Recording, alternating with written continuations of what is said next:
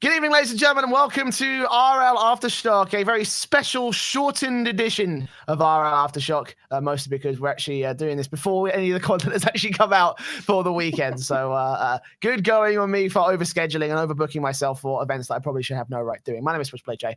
Joining me is Digital Bacon, as he always does in this special episode. Fun weeks overall, would you say, Bacon, for yourself? Yeah, good. I mean, I wouldn't say it's been fun for me, so fuck off. Well, yeah, you've been busy casting.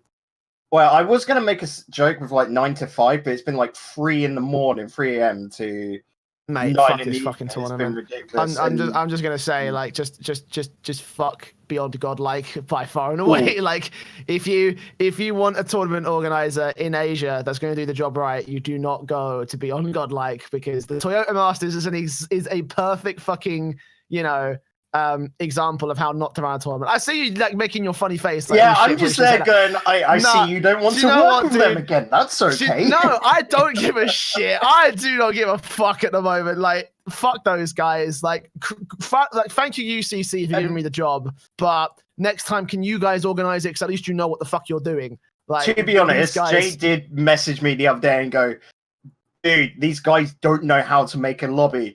You played 12 matches of ranked CS and you know how to make a lobby. What the hell is going on here? And it was just like, that's a bad. It's pretty bad when the admins start asking the casters for console commands to try and get the servers working properly.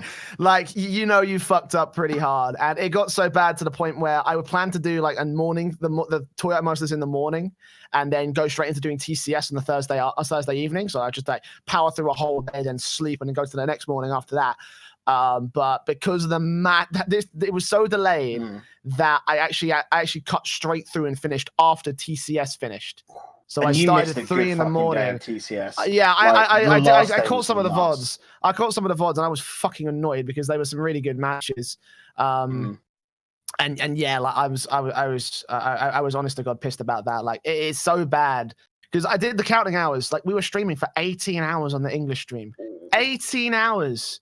Most of it wasn't even doing anything. Like, I was just like, fuck me. Just straight up, fuck me. I'm not happy, buddy, this week. And the problem with that is, like, you were sitting there or something for like 5 hours where you've got to be ready to go. So you can't just bugger off and, have a break or go for a nap. You've just got to be sitting there ready to go at a drop of the hat, That's what my mum said to me. She was like, just come out and watch some TV. It's like, I can't fucking do that because the match is ready to go any second. If they fix the problem and I'm like in the middle of a movie, it's like, Jay, English stream right now, you need to come and do this. Like, I can't do that, and that's the worst part about it, is the fact you don't get many breaks. They did give us a couple of a number of slots in where it was scheduled breaks, but most of those ended up getting scrapped. And then there's some other bullshit behind the scenes that I don't want to get into because it is behind the scenes. But the bottom line is, Psyonix, Scheist, if you're watching, go to someone decent, please. Do not go to Beyond God. Like, for the love of Christ, I'm going to name drop them every day. Like, this is literally one of the shittest tournaments I've ever worked. I literally hope thank God it's not on Rocket League, because like this is the kind of thing that could drive a big sponsor like Toyota away. And if it happened in Rocket League, like with a State Farm Masters or something, then just GG Rocket League in straight up. Well, I literally hope they can do a bit like what they're doing with Rocket Street, like we said before, and they just sort of like train up one NE. If that makes any sense, they've got the community out there, and it means, like, we're all sort of speculating, it's more because they know that Psyonix can control the community orgs. Like, the community orgs have to work for them, otherwise they're not going to get money from it or whatever. Whereas these other companies, like you said, Godlike, don't necessarily need Psyonix because they'll have other options elsewhere. So,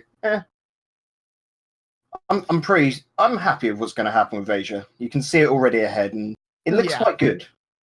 Well, Asia is a conversation for another episode, because that's not what we're talking about today. We're going to be talking about the Renegade Cup, specifically the Rocketeers Thunderdome that just finished up this week. We're mostly going to dedicate the entire episode to that, just like a short 30-minute stint, so we can just put that out and just be like, yeah, no live stream on Monday because Jay's working on another Counter-Strike tournament, and just leave it at that. Which is part of the reason why we're doing this today on Friday. Again, we can't do Gfinity because that's coming up tomorrow. We're not going to be around for that. I'm going to be casting and then traveling to Coventry on Sunday, where I'm doing the Epic Land CS:GO Grosvenor Championship. So like the schedules just don't line up for me. They come back in Monday. I can't do it on Tuesday or Wednesday because I'm working on those days as well. It's just like fucking hell. Like, the scheduling couldn't have gotten more shit at the end of this month. So yeah, this is what the best we're going to give you. Unfortunately, we will come back and redo a recap all these tournaments and dates and everything that's been going on in our next show, which will be live and as usual 5 o'clock GMT. On twitch.tv/RLAfterShock. As it stands for now, though, let's just talk about the Thunderdome, which is going to be our main focus of today. So, the final stage has gone by, basically. The final stage is over. We've had our 8-team bracket play out in the double elimination format that it did. And there's a few interesting results, Bacon. Just a few. Yeah, where did we start with this one? I guess we'll start with the upsets because there are so many upsets that you probably shouldn't be seeing happen, like at all. Basically, like Stratus beating Reason Gaming, Method falling in the first round, XL to a certain extent had the close match against MCon. They didn't end up losing that. It got close towards losing it though. It was what was it? It was just back and forth each and every time. So MCon could have taken control of that whole series as a start. There's only one actual sponsored team made it to the winners finals, which is the thing that struck me the most. I was like, this is probably a Secret versus XL bracket, in my opinion, or a Secret versus Method bracket. But even after Method's defeat, you'd say XL. That still didn't happen. Like what actually happened during this bracket that caused so much drama, basically, around who got through? Sorry, I just want to then correct on that point. The top 4 that got through, 3 of that top 4 were sponsored teams, though. So we can see that. This, for me, is French Fries. We were saying in a break that they played out of their minds, and this team has got a bright future. And this was them showing that the bubble scene has got so much left to give. So next RLRS is already looking very enticing. In a lot of ways, I hope French Fries stick together, but I could see one of these lads maybe getting picked up, by a bigger team, maybe to replace, because we'll go on to that point, like I said, with the upsets. For me, Method and Reason Gaming weren't looking good during this tournament. Method got 4th, don't get me wrong, but this is a team, like you said, we were expecting to come second and be a very close fight for winning out.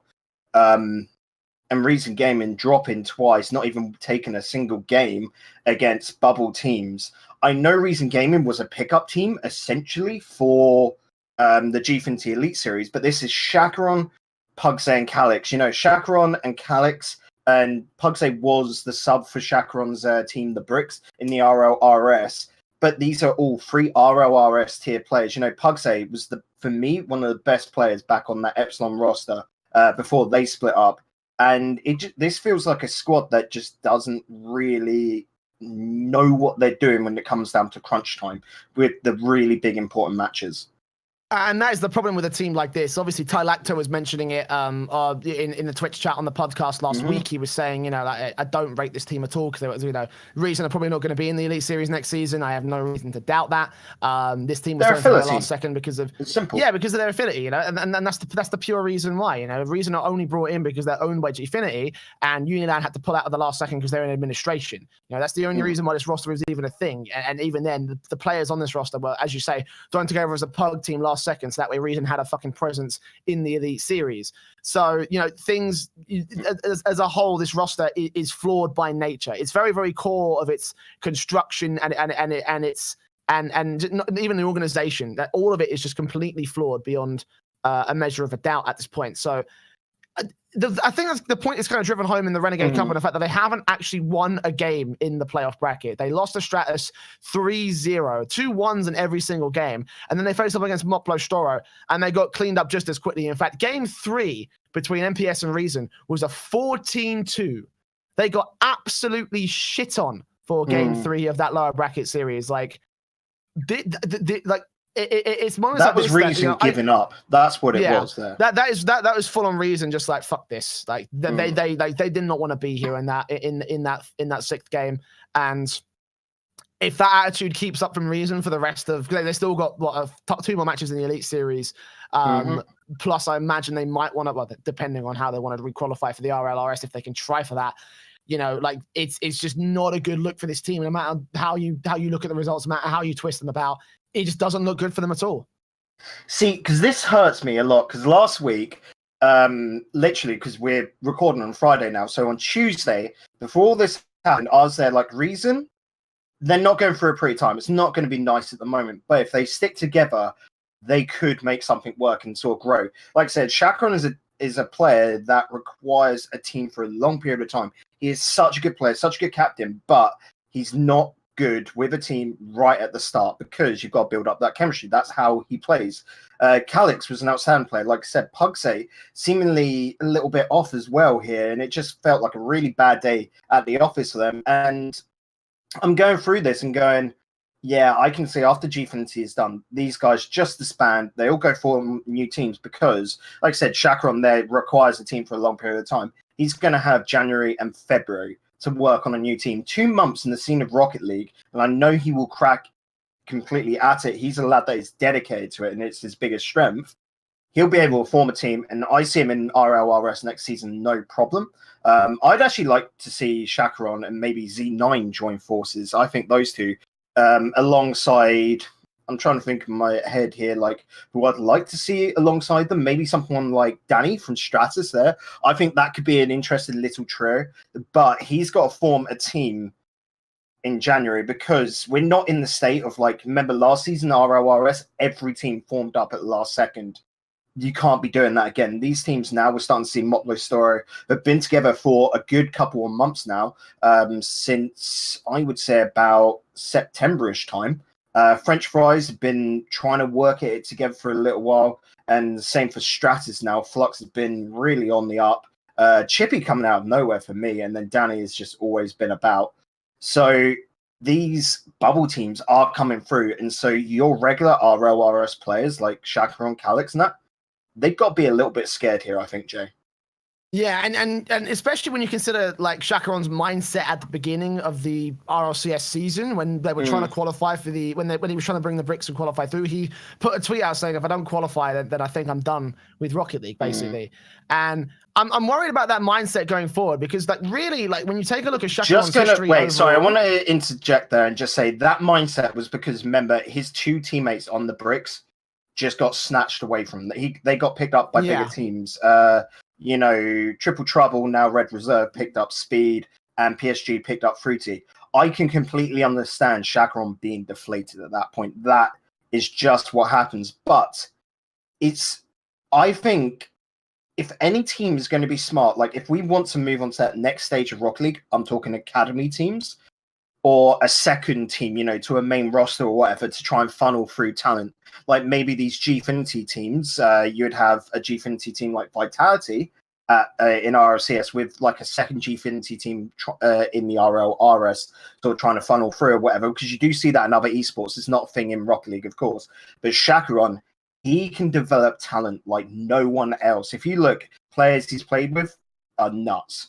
And Speed and Fruity are just the most recent examples of that, aren't they? Yeah, but just focusing on Chakron individually for a moment, like ever since he had his breakout moment with Endpoint, like he hasn't had a whole lot of hits, to be honest. Like he hasn't really been at a whole lot of highs, which is why I kind of understand his mindset overall. And if you're saying, and as you say, you know, he's a player that requires to be in a solid team for a very long time to try and make it work. And he hasn't really had any of those teams. Was it one season of the Gfinity Elite Series? Was it 2 seasons? So yeah, they were together for 2 seasons of the Elite Series. They came first and second in both of those seasons, which kind of proves your point, by the way, about how the longevity kind of works up. But ever since then, he's bounced around from like Method, the Brick, Shaborix, all these different sort of like different projects, and none of them have ever been able to stick. Like, and when they do stick, like they did with the Bricks, you know, his teammates got snatched away for better offers. And, you know, it sucks for Chakron mostly because, like, you know, he really has just not been able to land a mark for like the longest time. He is a really good player as well, you know, like if it was more like something like, if Rocket League was more like Counter-Strike, for example, because in Counter-Strike you have a lot of players that stick with brands and stick with teams for a very, very long time. I'm talking like your, what was it, your JWs, for example, who've been with Fnatic since 2013. You know, it's 5 years part of the same roster. It's been with the same team, basically, the same organization among many different rosters. He's gained a synergy within that roster, even among the different iterations of the roster with different in-game leaders and different star players. Like he's been there as sort of like their supporting rock element, and he's only gotten better over time with it, gradually better, but it's a similar sort of situation with Shacharon. Unless you can find that organization that's willing to take a chance on him individually and like secure some contracts with some other players, so that way he and his team can develop together for a long period of time. I'm not sure whether there's much of a future for him at all, you know? So on that note, the reason Gaming picked up this team is purely from Shacharon. Shacharon has been in Gfinity from the very start. Everyone knows him. He's such a good lad. And so they would have initially, gone to Shacharon, right, we need a pickup team. Shacharon, pick your two teammates, essentially, that will fit the bill for this. That is just so plain and simple to see, And I feel like Rocket League's not at that stage where you stick with a player to make a brand. It's more you like a player. The same could be said for #United when they formed up for this season. It was literally the week before drafts, and I was speaking to Doomsy about it, and he was just like, "Oh yeah," they came to me like, "Whatever team you're on now, we want to sign you," purely because they like Doomsy. But if they didn't have the Gfinity Elite Series, these orgs wouldn't be investing in Rocket League. They don't seem to want to go for that long, if that makes sense, and that's the difference between the scenes there. So Shacharon, I'm always confident, is going to have a team. I don't see him ever dropping out of Gfinity until he sort of quits, because he's now a main staple, The only thing I can see, if he does quit Rocket League, he's going to become a coach. He's going to become a manager of a team, and he's going to be nuts at that, because I think still now his mechanical aspect is probably his biggest downfall. He's starting to hit that ceiling. Until he gets that next big breakthrough, with a lot of players, like you'll see different players sort of do steps up as they're going, and then some just continuously go up. Shacharon's one of those players that goes into steps on a mechanical skill, but that mental aspect is his biggest driving force, and that's why I think as a coach, as a captain, he is a very, very strong player, because he can develop a team massively. Honestly, do you know what? You said the coaching role, and I think that's pretty much the next step for him, unfortunately. I hate to see a player retire, even if an RLCS team would pick him up in a heartbeat, I reckon. We're looking at teams like, Flipside. I reckon that's a team, again, that needs a coach, because they always seem a little disjointed, and they're starting to get stuff together. But, that for me is going to be what's going to take the middle of the pack RLCS teams up to top sort of level, is getting in a coach that was a previous player that knows it and is one of these strong mental players. Yeah, and again, I sort of like say that this probably is the next step for him, because he's starting to hit the end of his playing life cycle. Like he's 25 years old, and generally in esports, that's where you hit sort of like the tail end of peak competition, basically. Especially even in Rocket League, you take a look at like players that you would consider star players or new and upcoming talents, and dudes who have set themselves up as decent talents and really good players. You've got like Scrub Killer and Bluey, Turbo Pulsar. These are all like around the 16 to 22 region, which is where you see a lot of peak performance coming from esports athletes. And Shacharon is starting to hit the tail end of that. He's going on 26 soon. I think coaching is the next step for him. I really think that's where he goes from here. So, yeah, I completely agree with that, and that's purely because Rocket League, especially as an esport, is a younger esport. With Dota, your League of Legends, and CS, players tend to have that little bit longer lifespan just because of the nature of their scene, like you said, brands sticking with the players, of course. You don't really get that with Rocket League, and for me, like I said, I can't see him going away for too much too soon. Maybe he's got another year in it. But that is purely because, unlike other esports, we don't have, a tier A, a tier B, tier C sort of system. It is just all top tier. And now with the Renegade Cup, you're starting to see a bit of a B tier come into it. You could argue that RL, RS, and GFin is technically B tier as well, but they're so close to the RLCS. To be honest, like even with encountering or factoring in the Renegade Cup and GFin, like I wouldn't say that they're like the C tier, B tier, whatever you want to call it, because there's no actual route to the RLCS. Which is something I've been saying for a long time. Just like there needs to be a direct route to the RLCS, and there just isn't one other than the open qualifiers, which again are pretty shitty. As I mentioned, I've already expressed my opinions on what I think of the qualifying system for the RLRS. I'd like to see Shacharon find a place among them as a coach. I think that honestly that could be a really positive thing for Rocket League, because if he becomes a coach and coaches a team to like really, really high standards, like we haven't really found the coach that has revolutionized the way that a team plays Rocket League, with the exception of maybe Silent Echo, I'd say, for Ghost Gaming. You know, he did some really good stuff for them. They saw some pretty stark. I was going to say Jimmers maybe for Splice as well. Yeah, Jimmers as well for Splice. Fireworks for EG has been good. The thing about it though is that, you know, all of these guys, they are not really pro players in that sense. You know, if we had an ex-pro come forward, like, you know, a Chacaron, for example, which is why I picked him for this role, to come forward and coach this brand new sort of young set of talents with a lot of potential, bring them up, teach them the ropes of the game, teach them the discipline you need as an experienced player. And if he's got that attitude as well, do some life coaching with them as well to improve their game. Like, it could change the face of Rocket League as a whole. You know, we could be seeing a completely new scene in the next year or so if something like that was to end up happening. Yeah, and on that same note, I expect that sort of thing to be coming up for. I name dropped it as well earlier from Doomsy. We're seeing him now do the coaching role for #United. Doomsy's another great example in my opinion, actually. These players, we're going to start seeing the players that unfortunately are hitting their ceiling, because that's just the natural part of it. You know, you see it in sports all the time. It's no different in esports, where they're going to start hitting that ceiling, but that's just from mechanics. From that mental aspect, they're still strong, always learning, and they can give over that experience. The difference, like you said, with Silent Echo, with Jimmers and that, is because they weren't players, so they don't know exactly one-to-one how it feels to be playing in competitions and all of that. Whereas for Chacaron and Doomsy, for example, they're going to be able to take their experiences, because they have been there, and be able to apply it and really go from what they've learned, because they feel and know what the players are going through, and be able to advance them. So like I said, I reckon about a year's time this will be. So maybe season 9, season 10 of RLCS. Am I saying season 9? Season 8, sorry, season 9. That's when, next winterish time, that RLCS, that's when we're going to start seeing the first of these players turn coaches. And that is going to be, for me, an exciting time, because I reckon that is when RLCS is going to get its sort of like vitalization. When Asia comes in, we starting to see the full fleshed out world championship scene, and then the season after that, maybe the changes to EU and NA, because we do need format changes, but they're a while off, aren't they, still?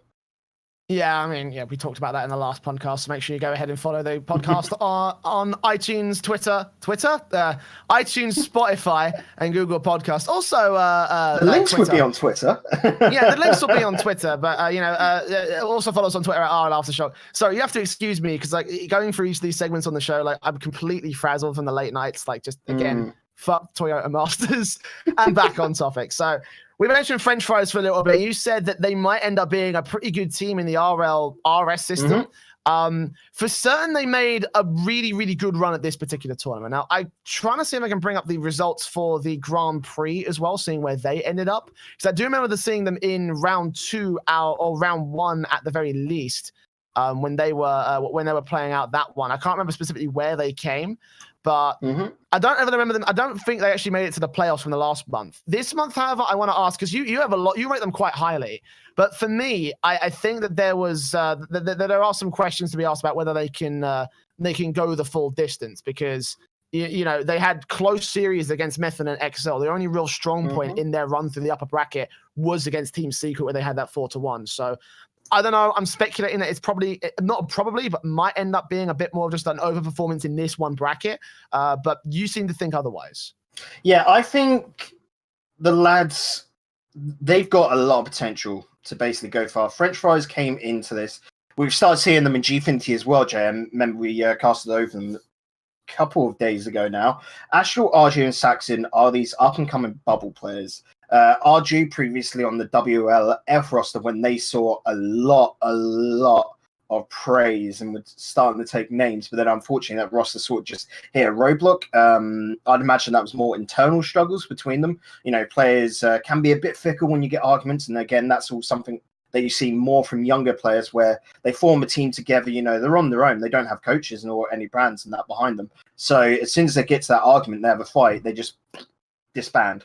And so that could stay the same for these guys, but I'm hoping not. Astral is a massive up-and-comer. RG's been around a little bit longer. I don't think he's got as much potential, but he is so solid and a great consistent player for this roster. And Saxon, I've got a lot of questions. Like Astral, he's got so much potential, but he is very consistent, and it's going to be an interesting one because Saxon's been around a long time as well, like Arju, but he's the one on that roster. I don't know where he's going to go, but I don't think it's going to be down. He's going to stay at least in the bubble scene, and I think with this roster, it's only going to propel him further. So this is a good team to stick together, and well, their results prove it. Getting through to the finals in the upper bracket, and then it's just that inexperience in the nerve-wracking situations that they dropped to Team Secret, because Team Secret had a very easy route up into that winners final. First match of the day for them, and they just didn't seem ready for it. Like, they underestimated the skill that French Fries had, Yeah, and certainly when it comes to comparing the other three teams that were unsponsored in the bracket, I certainly have more faith with French Fries than I do with Stratus or Moplo Storo. Mm-hmm. Stratus does some very good players, and Moplo Storo, I don't think I've heard of any of them except for Eversax. I definitely don't know Labyrinth or Sharp. I know that much, but Astral, Arju, these are names that hop out immediately from the bubble scene being really, really good. Stratus are great, as I know Flux and I know Danny, as you were saying, they've been around for ages. But this team still has a lot of strength going into this, coming into this bracket, and obviously coming out of it, they had a very, very good performance as well. But going into the next Renegade monthly, obviously they came semifinals. They came second place in this one, meaning that they've picked up a number of points. Right now on the points table, where do they stand? I mean, look at this. French Fries stand at 11th place on the overall points board. So they've got to get a few more points to try and keep themselves in a lead. Otherwise, they're going to get overtaken by the other teams that are competing.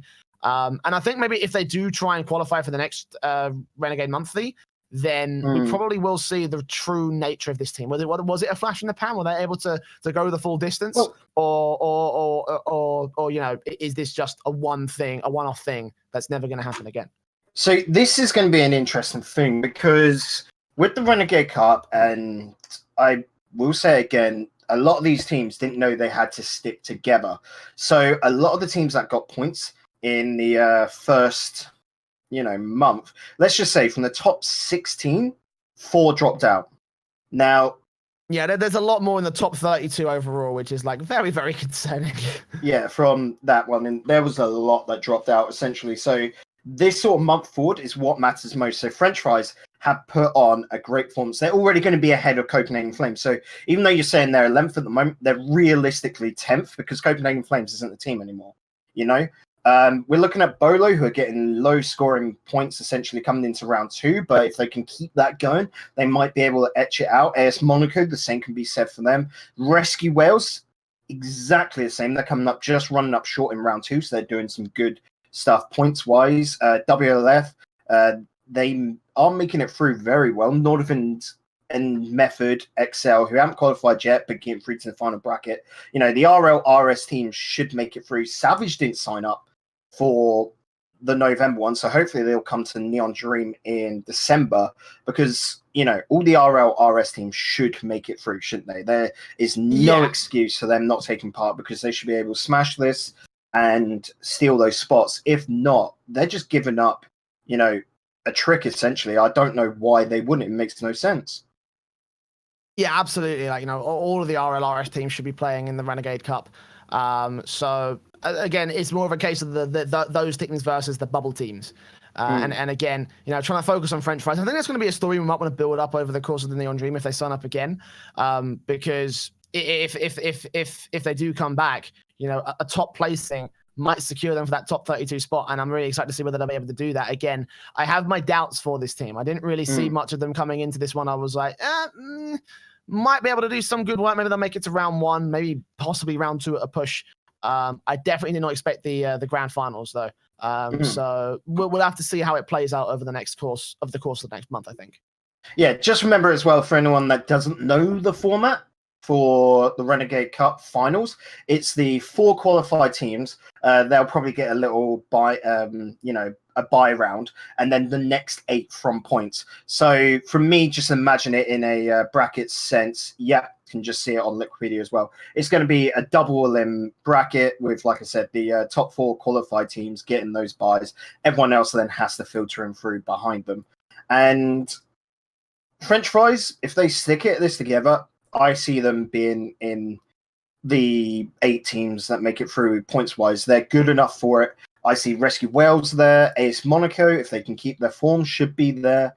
MCon, I could even see them doing that, Jay, because they've got a lot of good skill behind them. A little bit upset Schmookly didn't sign up, so I hope they do for next season because they were a good team as well. Yeah, Schmookly are one of the teams that I expect to do well in Renegade Cup. I said it when we coming into this into the Thunderdome as well. I was like, in this one, they should be able to go very far, but they didn't end up signing up. So they just got 2,500 points just currently sitting on their table. I hope they do again. I hope they come back for the Neon Dream because they pulled some stupid upsets during the Grand Prix.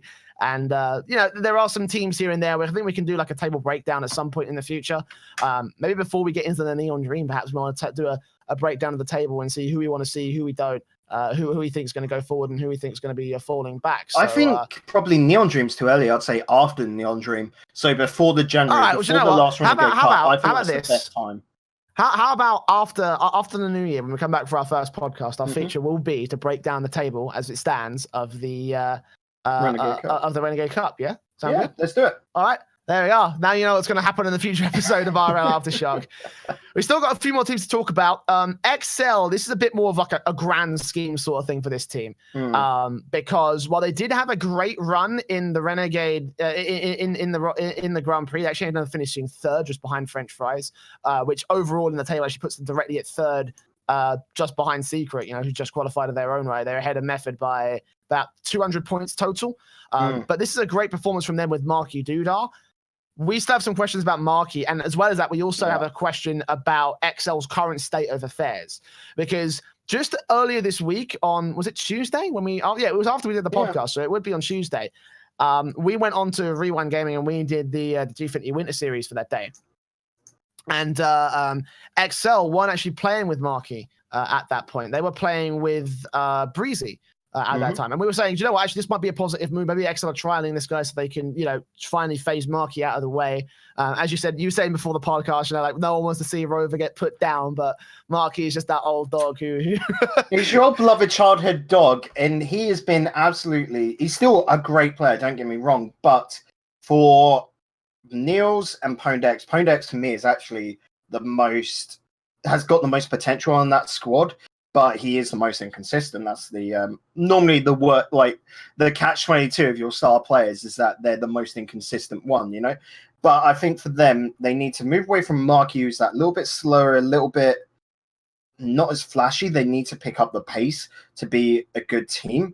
And I think Breezy was the good pickup. But when it came around to this Renegade Cup, XL did, I would say, better than expected, because I thought they would come out fourth, if that makes sense, and they came out third. So I can't say put them down. They did well here, but it's just honestly, game they won, it was a 3-2, Jay, and then came up against Secret and 4-0'd. Like, I think them getting so far, don't get me wrong, in that 4-0 against Secret, there was like 3 overtime, so it's still very close, just not on paper, But for me, it was more because Method didn't show up that day. So if XL hadn't, had the problem of Method not showing up, because they were a bit of a disappointment on that day, they would have probably been dropped in round 2 in the semis of the uppers, and then could have lost a little bit. Well, they did get dropped in round 2 of the uppers anyway by French Fries,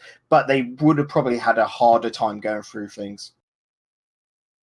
Yeah, and I think that this particular Renegade Monthly is probably one of the best performances that XL have put on in any of the tournaments that they're currently competing in. Elite Series, I can't really say that they're doing great on that one. Obviously, they're bottom of their table. Obviously, relegated from the RLRS. They've been shaky for a while now,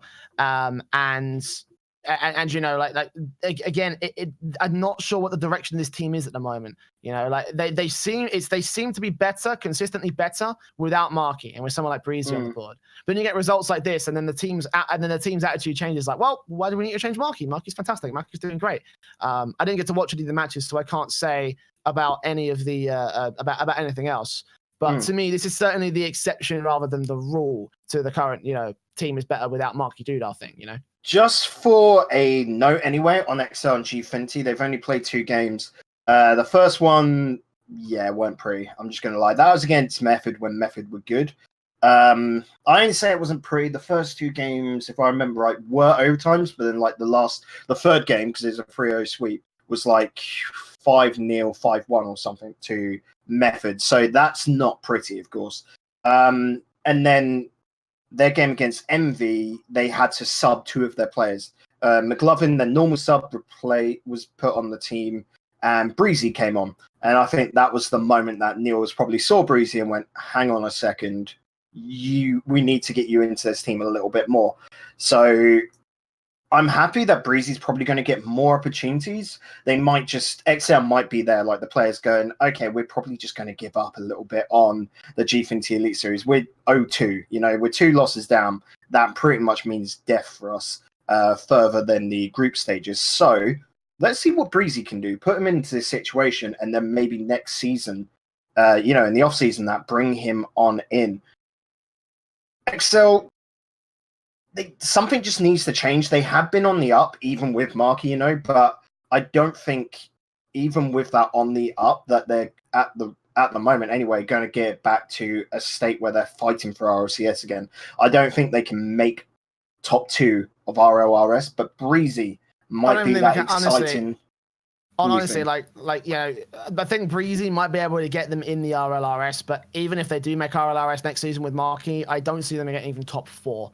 As you say, there needs to be a fundamental shift in the current status of XL. Otherwise, they're other than that, they're a complete shadow of their former selves. They are nowhere near the XL that used to be in the RLCS. Nowhere near the XL that even held on to the RLRS spots, if I recall correctly. Yeah, they held on to an RLRS spot in the last season. So it's barely by the skin of their teeth, I might add. They're not the team that XL used to be in Rocket League. And I still remember when XL first picked up a team in Rocket League, and I was like, shit, actually, this is actually relatively good. They might go places. I like XL as an org. My own opinion's reserved. Again, right now, it just doesn't feel like the team's working. And again, I feel like the main thing to do is to replace Marky. I don't think there's a whole lot of controversy in saying that. It's saddening, again, as you say. It's like the poor dog Rover, as you were mentioning earlier. But it is a change, I think, that needs to come through for the better. But especially for Niels and Poindex. A new, fresh talent onto the team that is going to give them so much passion. And if Breezy is that sort of feeling does fall on to other players, doesn't it? It's contagious, being so passionate and wanting to win. At the moment, season 2 of LAN, Marky fist pumping in the air and that, I haven't even seen him smile for a while unless it's doing the eyebrows for a Gfinity interview. And that is the problem. He just seems, unless it is in front of a camera because he's got to, he doesn't feel like he's putting in the effort. And I hope I'm wrong in that. Behind the scenes, he is really wanting this. But as an outward opinion, with all the results that's been shown, with how he plays on the pitch, it just seems like he's tired, if that makes sense. And I think he's going to be another one of these players we're talking about that would go on to being a coach. Because I definitely, and that is good. I definitely think tired is the. I definitely think tired is the right word for Marky, because he's been doing this for years. He's one of the OG. He's an OG. Players. He's one of the only players that was playing professional Rocket League back in 2015 that's still playing at a high level today.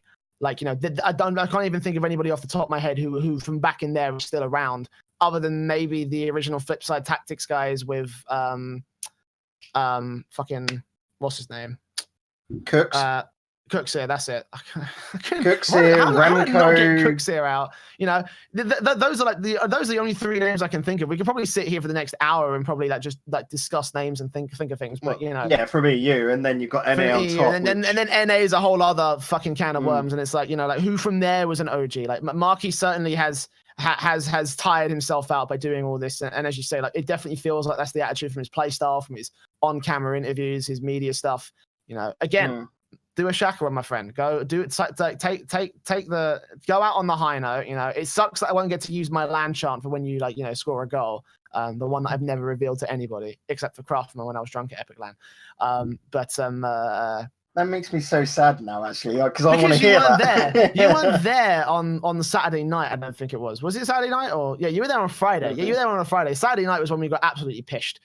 So I accidentally gave my shout out to Craftman. I didn't want to, but there's a special land chant. If Marky ever makes it back to RLCS or Gfinity Finals, like I'm going to use it then. But until that point, I'm very skeptical of whether it will actually happen, and I'm very skeptical of Marky's future as a player, as a coach.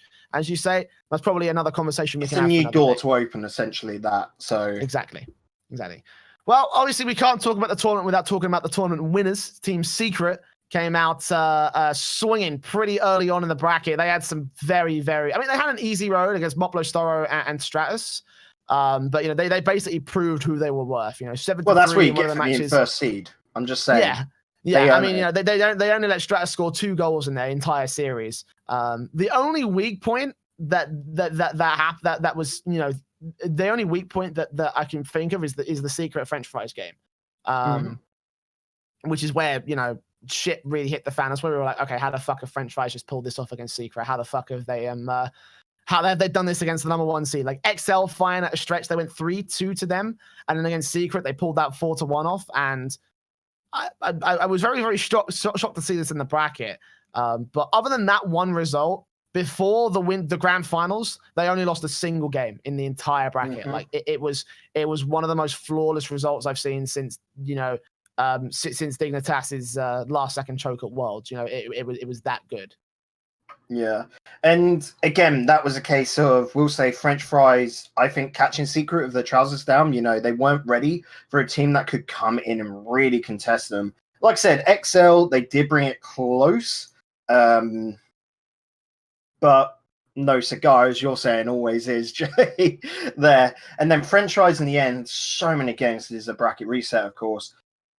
French fries were close to Secret, no matter how you look at it, most of the time it was 2 goals within it. The very first 2 games, 1 goal, and then Secret just pulls away. Secret has experience, they've got endurance, and they've got the mettle to really be champions. So, they were so close to making it into RLCS last season. If they got the top 2, we would be seeing them in RLCS now. It's just absolutely that case. Yeah. And it's like one of the things of why we're always there, like, oh, RLCS needs to expand it. This is the reason why, but it leaves a very strong team alongside Method, who are probably in a little bit of a shaky period. I'm expecting them to shake that off, to be honest. Do a bit of a Tay Swift and just get past it. But you've got to have, and it's what makes RLRS quite exciting, is that you've got 2 really strong teams, near enough RLCS caliber teams, there already, alongside Complexity and Fnatic. So RLRS next season is, and at the moment for me anyway, is the more interesting league to watch than RLCS, because it's all fresh, it's all new. RLCS for me, you're seeing the same players over and over again. It's near enough the same tactics. It's very defensive heavy, and defensive plays aren't as interesting to watch as these all-out attacking plays. It's also why a lot of people prefer NA Rocket League, where they aren't as defensive. And RLRS is still an incredibly high caliber of Rocket League going on. Yeah, there's the reason why we still cover it on the show every week. It's about, because it's worth checking out. The RLRS is in EU. Is as you say, about as interesting as RLCS in NA, which is a bit of an apt analogy for the nature of this podcast. So hey, gotta get it in there somehow. Where are you, fanboys? And that's how we're going to end off the show today. So there you go. The Thunderdome has concluded. We have our second finalists, our second team, forward to the finals of the Renegade Cup, and that is Team Secret joining Red Reserve, who they actually lost out against in the grand finals in the last monthly. So fair play to them, obviously replicating the same performance and then going one step beyond.